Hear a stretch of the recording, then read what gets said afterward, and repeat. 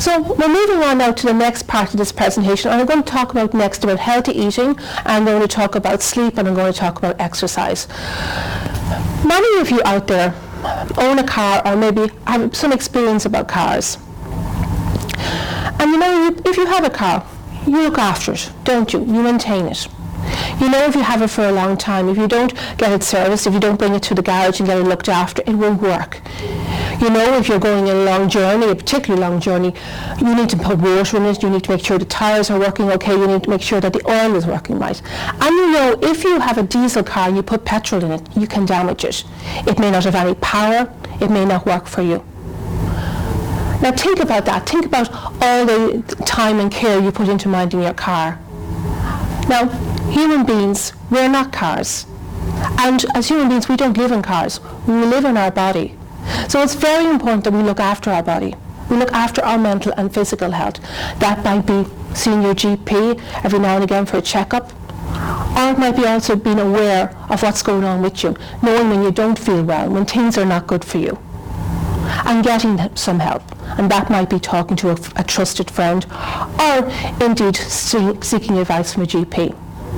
But also it's very important when you are maintaining your health and well-being that you do eat healthily, that you do get that amount of sleep, okay, and you do exercise. So that's where we're moving nicely now into this part, healthy eating. What we eat has a major effect on our general health, both physically and mentally, and achieving balance in our diet is important. And I'm not talking about diet here, we're talking about healthy eating.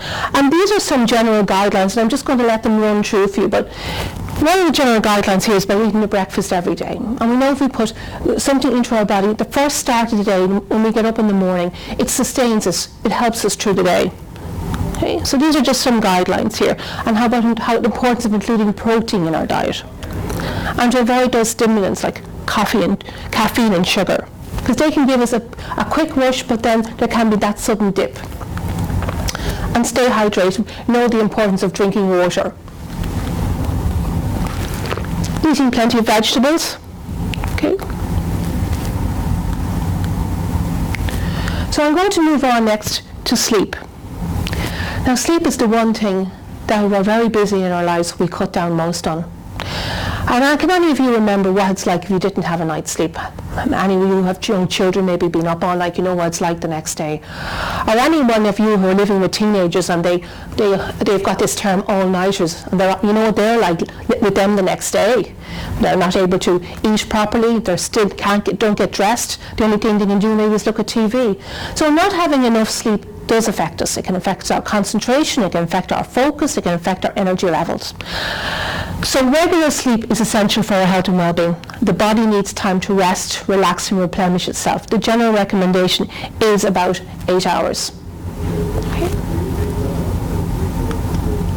Exercise. As you can see here, there's so many different types of exercises. And it isn't very important to find one that suits you. It's not the one that's very popular at the moment. It's not the one that your best friend is doing it.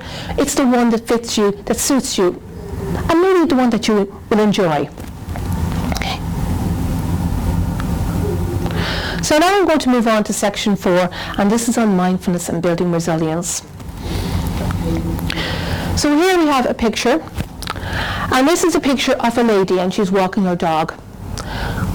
And you can see that the dog is very mindful. He's in the moment. Okay. He's very aware of the trees and the sun and the grass. Okay. But the poor lady, she's got a lot going on, hasn't she? There's a lot of clutter there. She might be thinking about the past, of all the things she should have done or might have done. Or indeed, she might be jumping ahead to the future of all those things that she has to do. And many of us do that. Now, mindfulness, there's a lot of information there showing us that mindfulness goes a long way in reducing stress and anxiety.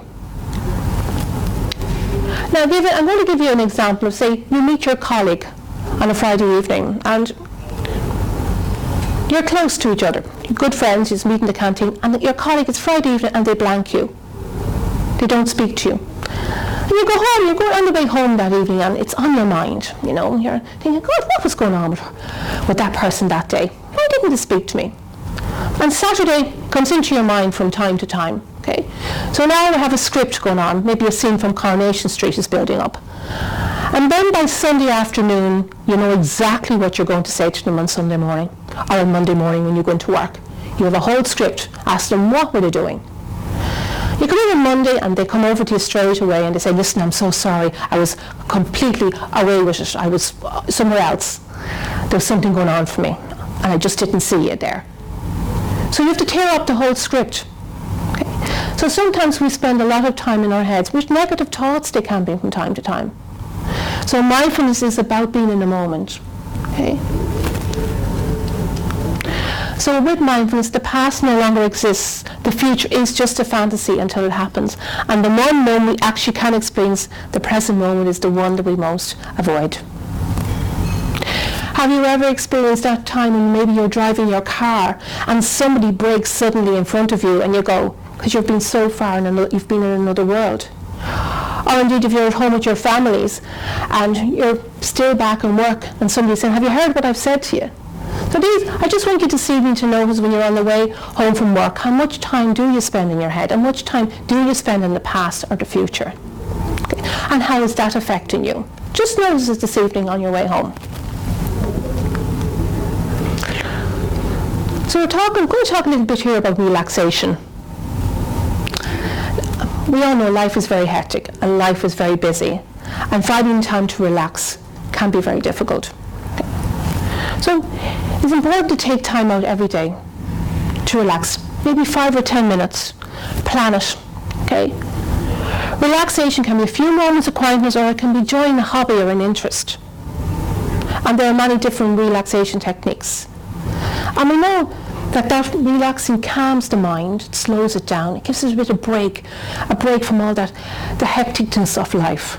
Okay. I'm going to give you an example. I have a teenager, and when he comes home in the evening, when he comes in that door, he's very little chat out of him, doesn't speak too much to anybody, and he goes straight up the stairs. And he comes down, and in his right hand is his hurl, and in his left hand is his slitter. And he goes out the front door, and for 15 minutes, he bangs that slitter against the wall over and over again, sometimes at a very fast speed. He comes inside and then he's ready to be with everybody. He's ready to chat and talk and be in our company.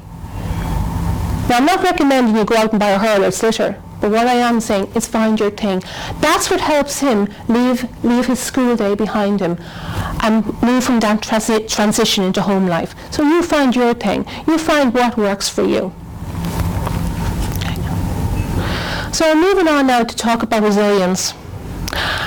And this information I took from the Beat the Blues workbook. It's a positive mental health program from senior cycle students from Aware. And I actually took the quote exactly from them. Building resilience is very important in society. Mental Health Ireland have a leaflet on building resilience, and they have 12 tips on how to build resilience that you can access from their website. In our information guide on mental health and well-being, we have again some information on building resilience. But Aware and their positive mental health program for senior cycle students talk about resilience as the ability to cope with stress and adversity in our life. We all have stress and adversity in our lives, yet we all come through it differently. And resilience is the key factor as to how we deal with it. If we are resilient, it means the stressful things don't impact on us as much as they might otherwise do. Now, being resilient is not about ignoring or not having emotions. It's about experiencing them and expressing them. It involves that sense of hope. It also involves us accessing our strengths. Okay? It involves our thinking, our feelings, our behaviours, and our attitudes, and our beliefs. Okay? So, again, in our Understanding Stress booklet, we call resilience as a process of adapting well in the face of adversity, trauma, tragedy, threats, and other significant sources of stress. And you can see there, they can be family difficulties, relationship problems, serious workplace, serious health problems, and workplace and financial stressors. Okay? And we know that being resilient doesn't prevent stressful things from happening. but it can help reduce the impact that they have in our lives and the time taken to recover. So our ability to bounce back. Okay.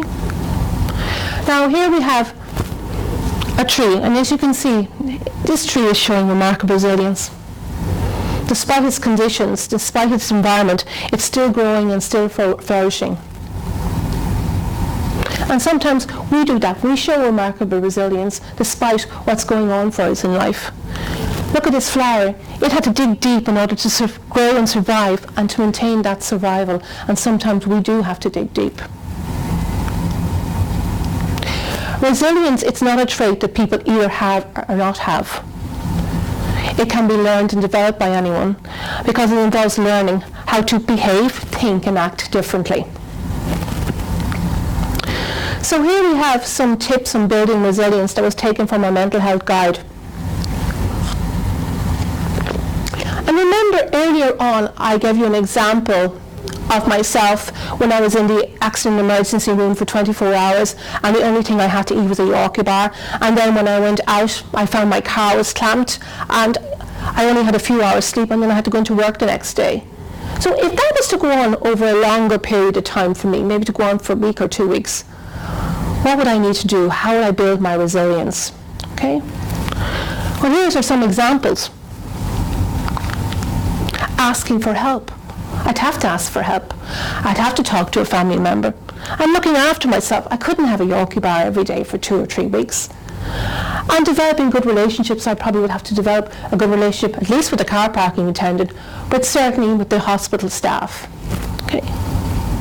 So these are some tips here on building resilience.